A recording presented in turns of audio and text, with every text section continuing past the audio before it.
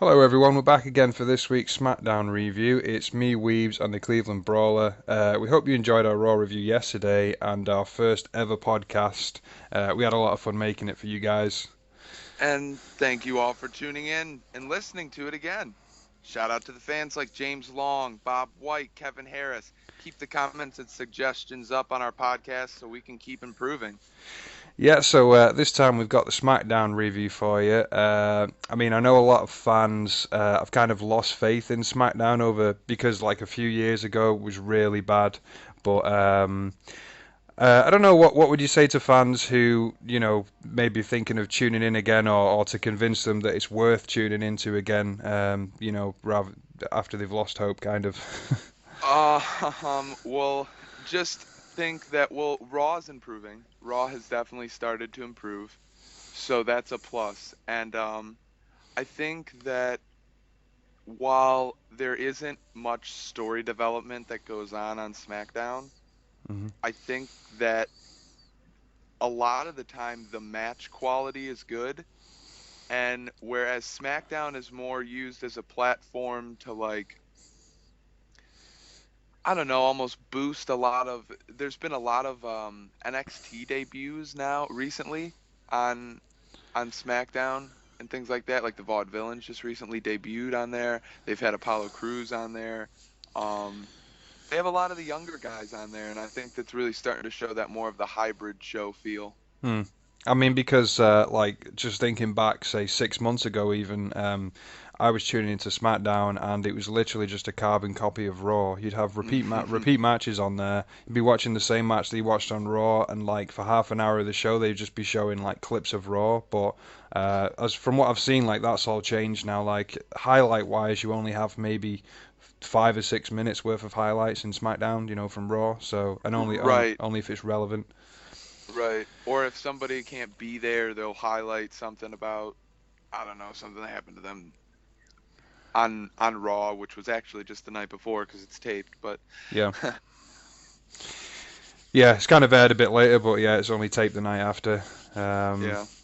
but yeah, I think the emphasis is a lot more on the matches rather than I think there's a lot more promos. Hmm. I mean, like if people have not been watching SmackDown for the last like I don't know 2 or 3 months, there's been some really good matches on there. Like Dean Ambrose and Kevin Owens have had some really good ones, and Definitely. there's I mean, trying to think off the top of my head, but Jericho's on there now as well, and Right. Cesaro's on there. So, but yeah, so what we'll do is we'll go to the first segment. So for those who've not seen it, they might, we'll just go through it and maybe they'll give it a chance. Definitely.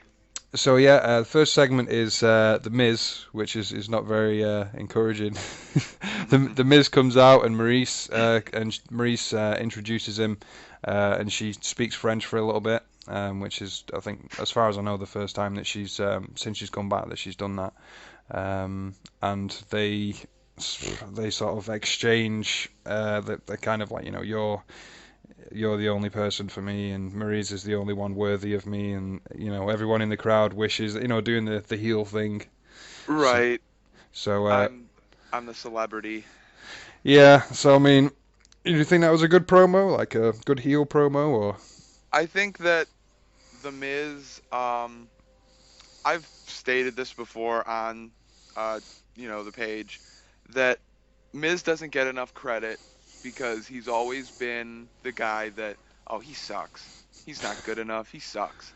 He's not a wrestler. But if you look at it, he's stuck around since 2005, since he made his appearance on Tough Enough, and since he, really started with the Divas search, and that was a long time ago. That's when I was a little kid, but um he's stuck around and he has stood the test of time. And you know what? He beat Cena at WrestleMania, whether it was clean or not, I don't care. He beat Cena at WrestleMania and retained his WWE Championship. That is not something many people can say. Yeah, it's a big achievement, and Bottom line. definitely Bottom line. lets us know about it Yeah. whenever he can. I Hmm. think it is something as well, the fact that he's come from Tough Enough, which like a lot of guys don't make it through there. They definitely don't last past like 6 months to a year.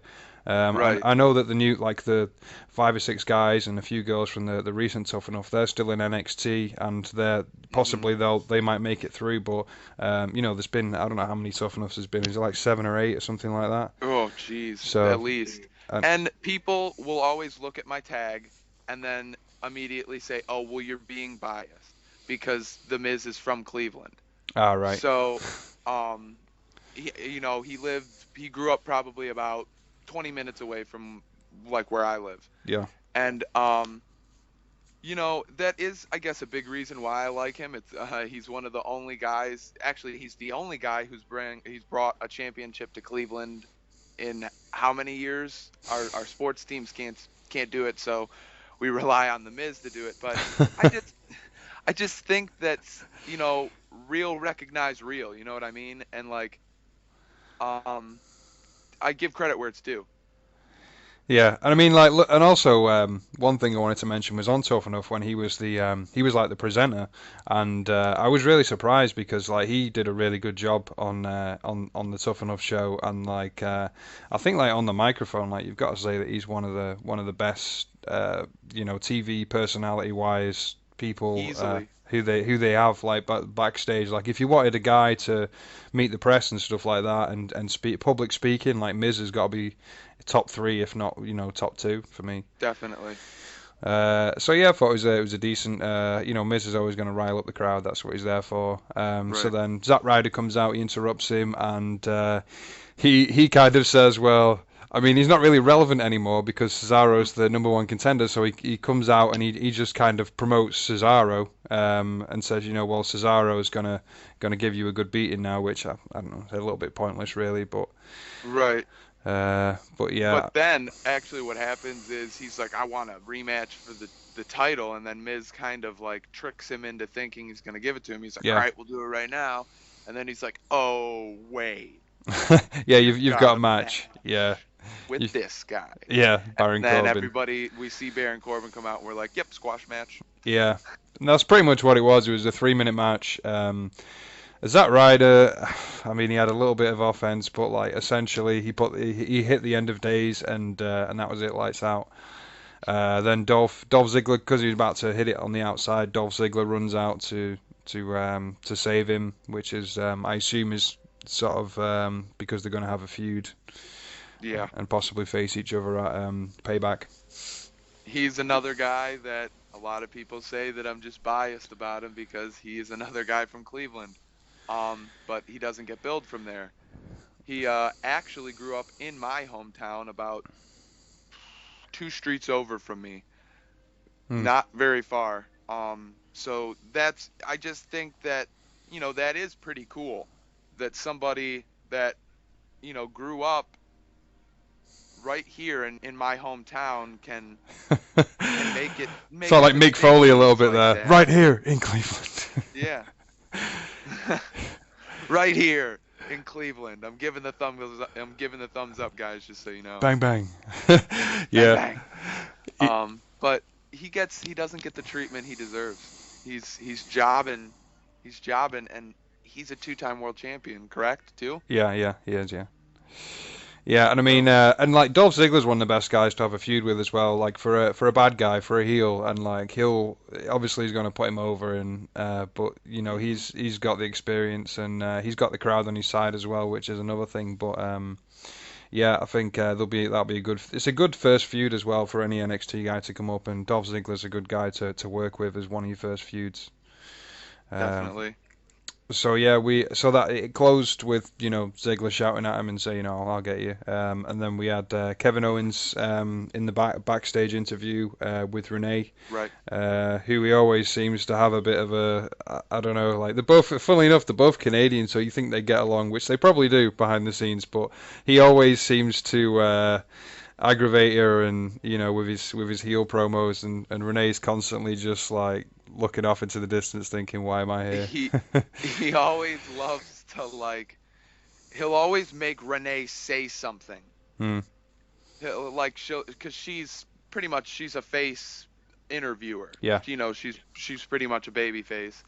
And there's not really any heel interviewers, but that's besides the point. So he's gonna play to her, and she's gonna, point out the obvious that if he loses, and he's gonna go, no, no, no, no, no, Renee, say this right here. No, no, no, no, I said this. Yeah. No, say it in the microphone for everybody to hear. And I like how it's funny because it just shows you how big of a jerk he is. But that's why people like him, because he is a jerk, and that's his job, to be a jerk. And Yeah, I mean he does the same sort of thing on commentary, and it cracks me up. What like with Byron Byron, Saxton? Oh my God! It's just like Byron, you will not address me anymore, like during the show, and Byron's just like, why? And he's like, Byron, what did I just say, Byron? And Byron just gets bullied on commentary by Kevin Owens. It's oh kind of, man, I don't but yeah. really know why he's out there. Yeah, it's funny to watch though, and then he sort of picks on Michael Cole as well a little bit. But Yeah. so yeah, it was a pretty good promo, what classic Kevin Owens promo, and then we had Emma was another one where she sort of talked about she used to be a face, but she got rejected by the crowd, which is true, and Yeah.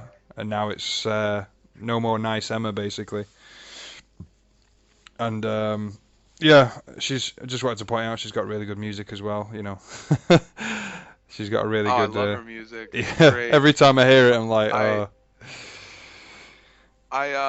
I think that obviously that turn had to happen yeah. for her to stick around. Her little thing with Santino and it looked like she was doing the Nazi thing. Well, I mean, I never So, thought about it that way, but but I mean, I don't know what she was doing. That's she's what just doing I, like the evolution dance thing where yeah. yeah, but To yeah, me, that's immediately what I thought. And I was like, whoa, that's questionable. But, um, to be honest, I like her new gimmick. I think she's really starting to pull it off. I'm not a big fan of Dana Brooke because I mm, know she was working with Dana Brooke in NXT, yeah, in and they were NXT, kind of hanging and around with she's each other. still injured thanks to Asuka. Um, She just couldn't hang with a Dana right, Brooke. she couldn't. Yeah, exactly. She couldn't handle the big leagues. No, she couldn't handle she Um, couldn't handle strong style, like it was too strong for Dana Brooke. right. And there's another one that's from Cleveland, and I don't like her. So there you go. Yeah, Um, so there's no bias here. I don't like that one. no bias for Dana Brooke. I really don't like her. Yeah. Um, but moving back to Emma, yeah, I think that her gimmick needed to work, Yeah, and she it needed to be needed. like she needed to do something new because she was just like I don't know became a bit of a joke and Right. the crowd weren't really that behind her anyway, so they sent her back down to NXT. She turned heel, she got the new music. I mean like she's to me like she's really I think she's really good in the ring. She's got a lot of ring skills, but I just don't see the charisma from Emma. Hmm. It's just there's something not quite there. She's not connecting with the crowd, and I don't really feel like connecting with her. When she's either in promos or in the ring. Really, it's just Right. And whether that's just because she's just come back up or she's just really not found her touch, I think that as bad as this sounds, because I'm kind of contradicting myself now, that Emma and Dana Brooke worked really good together. They kind of played off each other and they kind of carried each other along in the promos. And yeah. As much as you now don't that, like Dana Brooke, but right, they worked together. yeah, They were good together. And I think that now that she's on her own, she's having a little bit of trouble trying to find her footing. mm.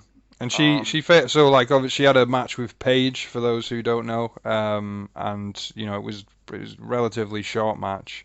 yeah, Uh, unfortunately, Paige jobbing now, but besides the point. Yeah, so I mean, I don't know. We were talking about it earlier where they might have, something has gone on with Paige where she's said something wrong or done something wrong, and now that's the reason why she's literally not going anywhere. She's just, Right. If you guys pay attention to Total Divas, I believe something was said on Total Divas. If you guys know the reason why, or if she is getting punished, definitely drop that in the comments below and let us know.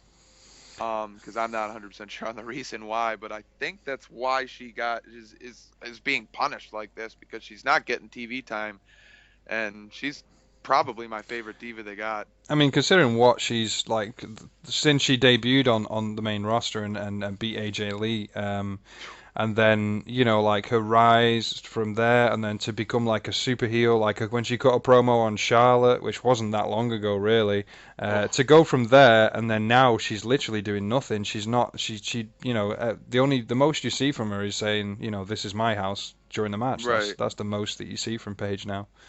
Other than that, she's relatively quiet, which is kind of strange for Paige. It's a little depressing. Yeah, but so yeah, it was a it was an okay match. It wasn't great. Yeah. After that, we had it was like a flashback to the Bullet Club day. Well, they're not Bullet Club yet, but they basically them taking out the We know Usos. who you guys are. Yeah, Like, we know who you are really, even though you're not saying that you're the Bullet Club. But I suppose they're waiting for the leader, who people keep sort of, some people say, oh, well, it's got to be below. Other people say it's AJ Styles.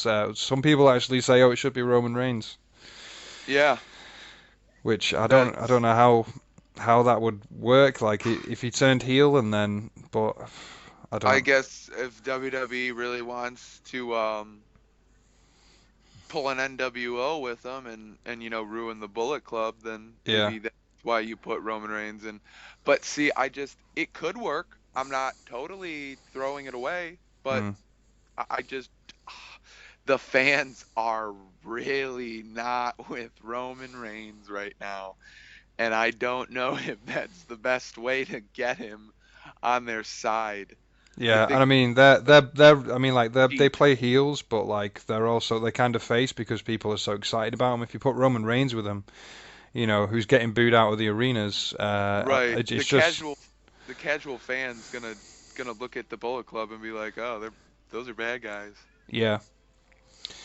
But yeah, I did a post the other day and I was like putting with Eva Marie, Roman Reigns, because the heat that they would generate, they would boo the stadiums down. Like if Eva Marie came out with Roman Reigns and like, but if he was heel, it would work because Yeah, it would work because he wouldn't I care. could I could see them cutting a promo backstage being like, "Hey, me and you are more alike than, Yeah, and they kind of are like, "Well, we're two, outcasts." yeah, we're the new Shield, Right. all red Shield.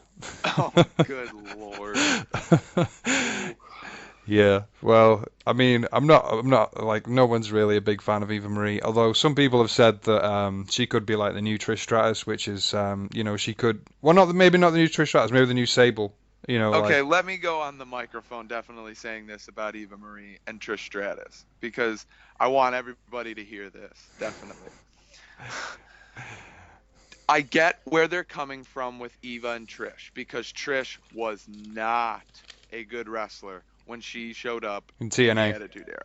Yeah, Hmm. not. She wasn't even meant to be a wrestler, Hmm. and she turned wrestler. They wanted the halfway through her, run with TNA. They said, "Do you want to start wrestling?" And she said, "Yeah." And Yeah. so she started training, and she became a seven-time women's champion. Now, you look at Eva Marie, and how long has she been with the company now? Almost 3.5 years. Yeah. Did it take Trish 3.5 years to even get, to a decent level? No. It took her maybe a year and a half, maybe two. But for Eva Marie, she to me has shown zero improvement. Like maybe 2% improvement. But other than like not enough to be around with the company, to have the treatment you get, to train with Brian Kendrick of all people. He's a great wrestler, and man, you're just not cut out for the business. You're just not a wrestler. And I'm not trying to be mean to her. I'm not trying to be a jerk about it, but you're just not a wrestler. Get out of the ring. We don't want to see you. Yeah, That's my not take on not it. to be mean about it, but just please leave the ring and never come Yes. back. Yes. But I mean, like I've said, like I know she's not good at wrestling, but she could, with her popularity, which is why they're trying to push her because she's popular with a lot of people, and Mhm. people think she's like amazing, good looking. I don't, but they do. So she could easily be like a backstage, or she could be a manager. She could do something where Oh, she's she would be a great manager. I have no bones about it, but she has to not want to use WWE as a stepping stone, and I think that's what's holding her back But with was the that whole not the wrestling same thing. as the Bellas? Like the Bellas wanted to use WWE as a stepping stone, but they ended up marrying into the business and staying because of that. I mean, if Nikki Bella didn't marry John Cena, and well, not married him because Right. she can't marry him, but if they weren't together, if they weren't Hopefully together, Nikki Bella doesn't hear if they this. weren't together, not making babies, and Daniel Bryan and Brie Bella weren't together, then they probably would have moved on because. To me, like when Daniel Bryan retired, it was just a matter of time before Brie Bella retired. Yeah. She just felt out of place. Yeah, and it was only the same thing that happened to AJ Lee when CM Punk left, and she was like, "Well, I'm kind of on limited time now." Yeah. But yeah, so we had the flashback to Bullet Club. Then we had Enzo and Cass, who came out again. They cut a promo on the Ascension, which is pretty much legendary. Like, he was like, "Oh, Oh man, what's that the worst was thing we can say about the Ascension?" it's you're the Ascension Iton. Yeah, that's it. Yeah, That's the best. I and think and that's everyone just went, "Ooh," like because they knew that was bad. I think that one you almost didn't even have to edit the crowd. No. No, they with Enzo and Cass, you don't have to touch anything because the crowd loves them. I could see why people don't like them because they're kind of Enzo's kind of like a little chihuahua, Yeah. just kind of barking around. But I think that's what makes him funny Yeah. is that he looks like a skunk really Yeah, and I with mean his he changed hair, his look back in NXT, and he just seems and to be he had the overalls on the other night with the poop emoji on his butt. Oh yeah, yeah, I remember that. That is so funny, and it's just it makes you smile, and Mm. that's what you know. At the Hall of Fame, shout out to Michael Hayes saying that he said when I came to the WWE, I heard what their slogan was and put smiles on faces, and I thought that was the dumbest thing ever. So I went to an NXT event, and all I could see was smiles on faces. Mm. And that's what WWE does. They make people happy and they make you forget about, your life. And that's why I think the Enzo and Cass work because they're so larger than life, but they're also so real at the same time. Yeah, and I mean, I don't know, like everything they do is just so good, and I think the fans, I mean, like some people, like you say, some people don't like them, but then some people don't like the New Day, so Right. you're never gonna convince everyone, you're never Right. You're gonna get. never going to appeal to every single person. Yeah, but if you go off reactions, then to me, like the crowd, as soon as he comes in, he's like, my name is Enzo, and like the whole crowd is going with him. So not the whole Right. crowd, but majority of it. So I reckon they're pretty over at the Right. moment. So they faced the Ascension, who, funnily enough, won't be around for the next 60 days, Yeah, unless it's just unfortunately. Victor on his own, like pretending that he Right. has a tag team partner. But yeah, so he's got a 60-day suspension. Connor, is it? I Yeah, it's don't think Connor. I don't think WWE released what they were. I don't think they ever really release what they were suspended for, whatever the substance Yeah, was. but they've been Um, suspended him and Adam Rose. So the social outcasts will be one member down. I Ascension will wonder. be. I wonder what their excuse will be. I don't. They most of the time they don't have an excuse. They just take them out of the picture and they don't say anything, which is Well, with what's it called? Titus Social O'Neil. outcasts. With social outcasts, I remember when Bo and Bray had to go to rest in peace now is their grandpa Blackjack Mulligan. Yeah, Um, when they were going to see him in the hospital, they had just did that thing about Flo Rida and Bo Rida, yeah. and so the reason why Bo wasn't on SmackDown was Oh yeah, all because of the. he was he was in the studio recording Yeah, his. yeah. So I I remember think that. that Yeah. maybe they might continue that and make some kind of a joke, Yeah, possibly. Yeah, but I mean, like, just with what he's making a 2 month long album. right, or like he was hanging with too many rosebuds. Hmm. But I mean, And like with Tyson O'Neil, they never. I don't remember him ever saying why he was gone. He just left. no, and now you can win a trip with him to Universal Studios. Yeah. Yeah. So I mean, yeah, they'll be split up now. So that was essentially their last match for a while, and Yeah. they got squashed. So Yeah. that which pretty much sums up their entire run on the main roster. Um, Unfortunately. yeah, as Enzo says, it's the Ascension. How you doing? And that was it. So AJ Styles, he's in a backstage interview, talks about Roman Reigns and says, I've never fought someone like him before. I assume he means someone who's like second, third generation, who's been pushed ever since he came into the Right. WWE. So he's never I don't assume that he means like, of his not skill, good. or I don't think he means of his skill. Like I've never faced someone who's as good as Roman Reigns. And like, oh, Yeah. did Vince write that one for you, AJ? um, so yeah, Del Rio, I thought this was really good, like because they said earlier on SmackDown that Del Rio requested for a match with AJ, and then in the interview backstage, he was like, I want to know what the big deal about AJ is, which essentially is kind of that he's kind of admitting that like he's a big deal. So yeah, they had a really good match, I thought. Yeah, it was probably one of the best matches of the night. Yeah. Um, it lasted like two commercial breaks, so it lasted a decent amount of time. And um, I I'm a big Del Rio fan. I like him. I don't like him in League of Nations at all. I think that he's too good for League of Nations. He's Mm. a spectacular heel. I mean, he's different. He's a different kind of heel because usually it's that like the Russian versus US. And so kind of with like the Mexico, he's Mexican, and Yeah. him being like that, it's kind of just it's different. And not too long ago, it was Donald Trump's worst nightmare, two Mexicans feuding over the United States title. Uh, it it uh it was good. I like it. I just like him as a heel. I love the way he says stuff, and he always calls people dirty dogs, and Yeah. it's just funny. I think he's He's funny. got he's got like to me he's got a lot of like realism about the way he goes about things as well. Like he Definitely. he comes off as like a real bad guy who you don't really Yeah. wanna mess with. I miss the car though. He's a guy, Every yeah. week. I miss his car. Yeah.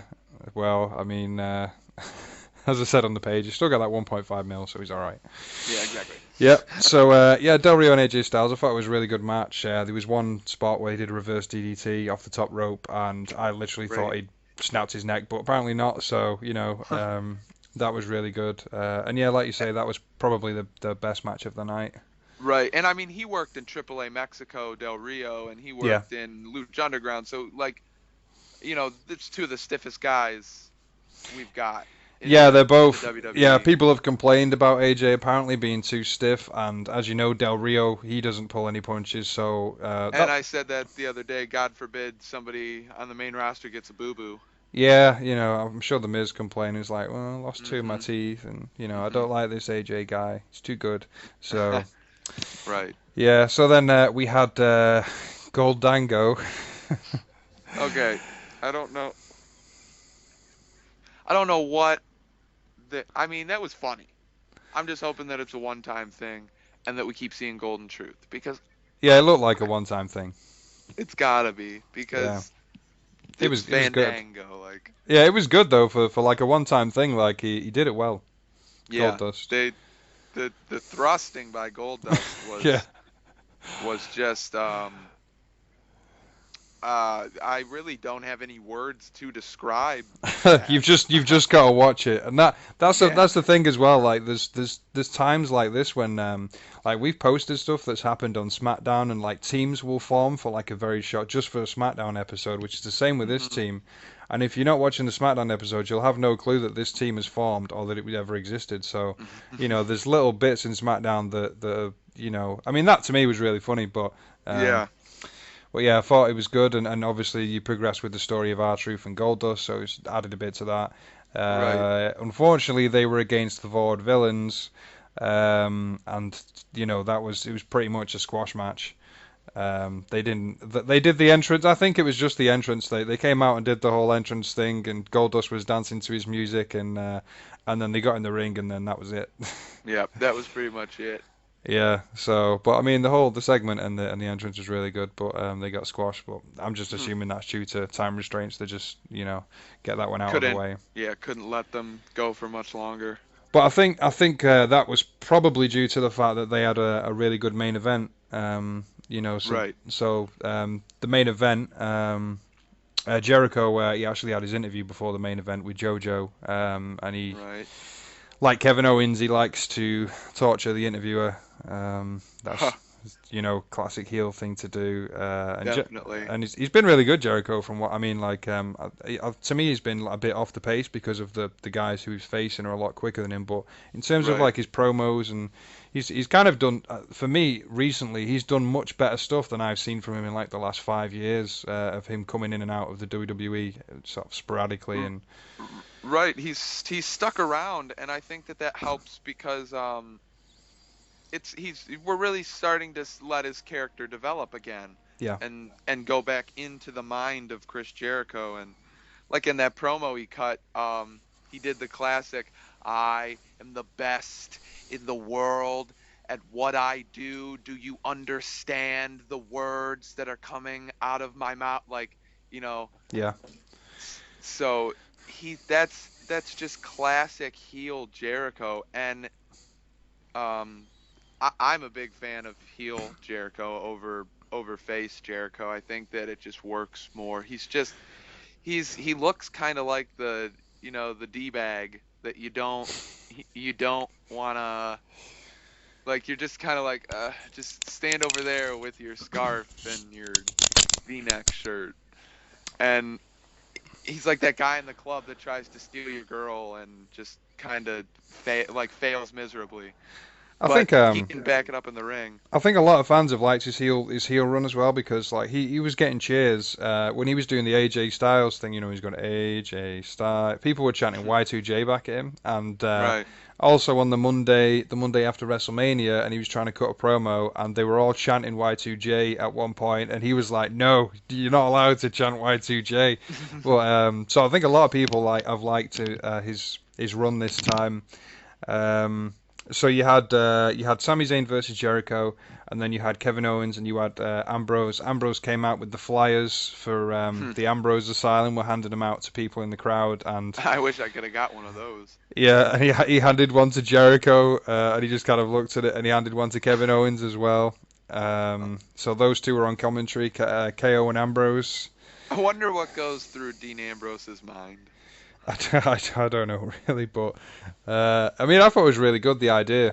And Kevin Owens, those two that to me like Dean Ambrose and Kevin Owens, they work really well together. They're Yeah. both Dean Ambrose is a face and Kevin Owens is a heel. They're two of the best guys on the mic that WWE have at the moment. Right. They Along don't with need to write a script for him. no, they can just come out and they can just have really funny, really amazing segments.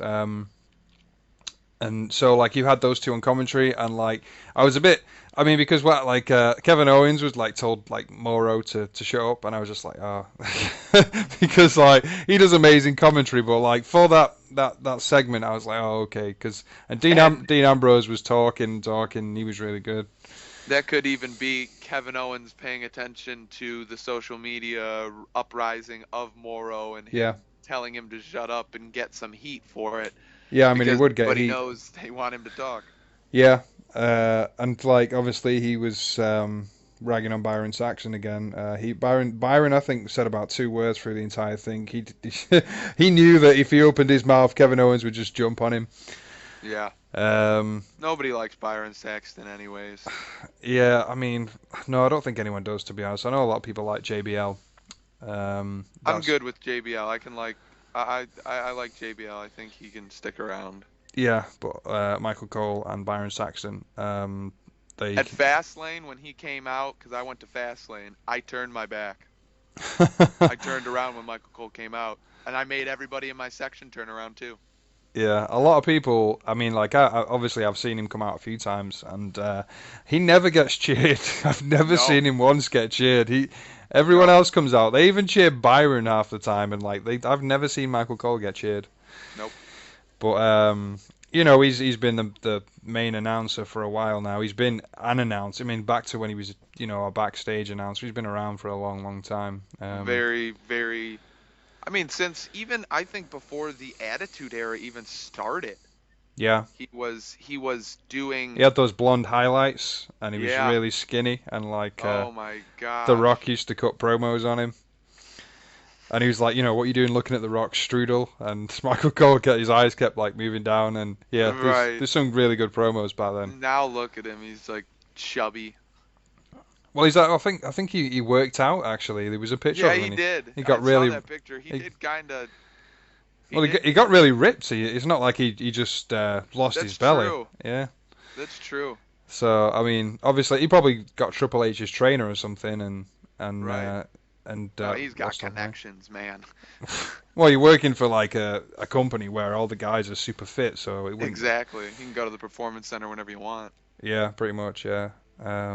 So yeah, so the match I thought was really good. Sami Zayn versus Jericho. It was kind of like the past versus the future. Right.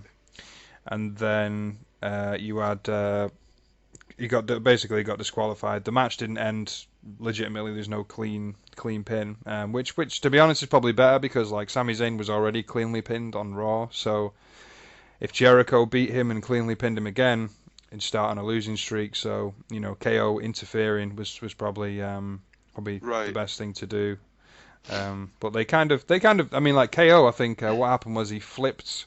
Did he flipped Jericho onto KO Yeah. on the outside? So technically Sami Zayn hit him first and then he ran in the ring and started punching him and then that was a disqualification. Right. Um, so yeah, I mean I thought the main event was really good. I mean you can get a main event on Raw that I don't think would really beat that. I don't. I Yeah. mean like the main event on Raw was really wasn't great. I thought there was some good moments. It was Roman Reigns after all, but like then the main event, like the main event on Raw, you've got Roman Reigns and Bray Wyatt, but like the main event on SmackDown, you've got Sami Zayn, Chris Jericho, Kevin Owens, and Dean Ambrose, which to me is Yeah. my preferred. I would prefer to see that rather than what we saw on Raw, even though it was really good. Yeah. I agree. And it's better because SmackDown was that main event. It was better technical wrestling. Like it was better like down, and while they are both big characters and Sami Zayn's great. He's pretty good on the mic. Um he's very inspirational. He plays that role really well. Like I could see him very much being a top guy come in the next couple months. Yeah, But it was better technical wrestling, and Sami Zayn's wrestled all over the world. So has Chris Jericho, and their styles just mesh perfectly. And so it's a recipe for success, honestly. yeah, definitely. I mean, all those four guys, like I would put them in the main event and just let them run with it because those guys. I mean, to me, it's compelling TV to watch them, whether they're doing promos or they're in a match together or Right. whatever those guys are doing, they'll definitely give you good TV. Right. I'm not going to take a side shot at Roman Reigns, but so yeah, I thought overall. Did you rate the show or? I did Twitter. I'm on the Twitter page now for coverage. Yeah. So, I didn't rate the show on Twitter, but what I thought of it, I did rate it kind of like myself here. Mhm. Like a 7.5, 8. Yeah. It was, I mean, SmackDown is slowly but surely getting more solid and more solid every turn of the wheel, every Thursday. Yeah. It comes on, and I'm gonna keep pushing and I'm gonna keep watching it because I've always been a fan of not quitting on something just because they've always been, just because they're not the best. Yeah. I mean, I'm a Cleveland Browns fan, so I've still haven't quit on them, and they're pretty bad. So I keep faith with WWE because I know that they're gonna be good again someday, and they're gonna be almost. It'll improve. Right. I'll go on the mic and say they're going to be better than the Attitude Era someday. Yeah, And definitely because they've got the talent to be and able to do it. and whether people want to admit that or not, they will be. They won't be the Attitude Era, but they'll be better. Yeah. And it's just a matter of people are impatient nowadays. They don't like to wait for things to develop. Yet they want these long storylines that make sense, but they want it right now. And it's like you can't have your cake and eat it too, guys. I think a lot of people as well, they look back at the Attitude Era and they don't really remember what it was. Right. They have this nostalgia in their heads of the best moments of the Attitude Era, like they do of like the legends like HBK and Austin, and like they see the very best moments, the best segments. They don't Right. remember the bad segments, the ones that didn't Right. work out, the ones that you had to sit through and you're just thinking, what am I watching? Like, and Like, there were a lot of those in the Attitude Era.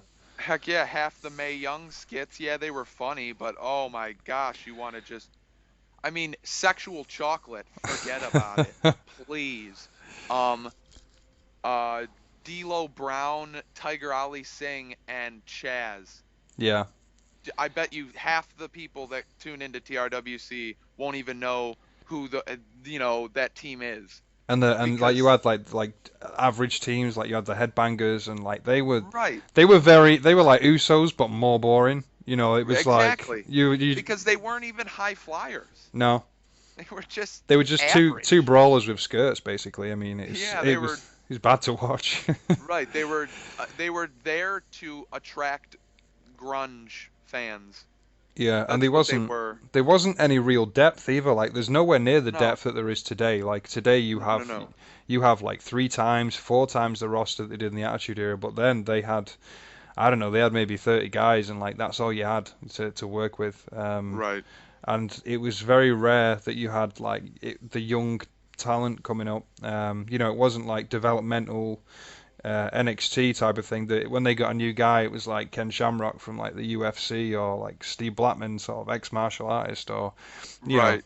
So they didn't have the same sort of system that they have today, which is a lot better because they come through Definitely. developmental and they know they're good before they ever arrive at the main roster. But back in the Attitude Era, like they were ridiculously like green when they first came to the rock. Like Ken Shamrock, like he was so stiff in the ring and like I mean, like reading it now back then, like a lot of people didn't like Ken Shamrock because like Uh-uh. he kind of like Goldberg, where he just thought he could come in and he didn't really know the business, and he was too stiff in the ring, like way too stiff. Exactly.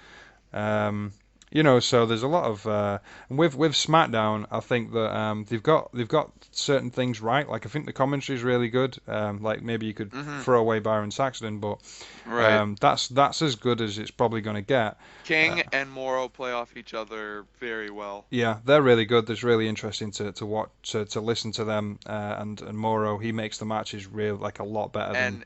And props to Jerry the King Lawler for staying interesting for as long as he has, Yeah, and because for he reinventing himself as well. As right. Props to him. yeah, I mean he's still going after his several heart attacks Hmm. and you know divorces. So Hmm. well done to Jerry Lawler. Yes, definitely. So yeah, and the Even though matches. he dresses like he's like 21 Yeah, he's still with young at heart. rhinestone shirts with Yeah. like playing cards on them. Yeah, at least he's kind of cool to himself, but Yeah, always dating a young girl. yeah, well, that's sort of going back to the Attitude Era, but you know we'll skip over that. So Yeah, yeah, so yeah, I mean that's pretty much all we got time for, but yeah, hopefully you like the review and some of you guys who've not yet gone back to watching SmackDown, maybe you'll give it a try. I mean, like I'd suggest it anyway. It's definitely worth if you're sort of watching Raw every week. There's been some SmackDown episodes that are a lot better than some of the bad Raw episodes. So yeah, you it's know, worth a shot, guys. Definitely. yeah, it's definitely worth a shot. But so yeah, we give this episode I'd probably give it about 7.5. I think Yep, it can definitely improve, but there is some like really good stuff in there. Um, definitely. Agree completely. Yeah, so we'll drop us some comments, like we say. If you have any suggestions for us, just comment underneath the podcast and let us know. And we'll, if you contribute, we'll give you some shout outs on the next podcast. And thanks for listening. And you know, Definitely. And tune in next time for the WrestleMania review. Yeah.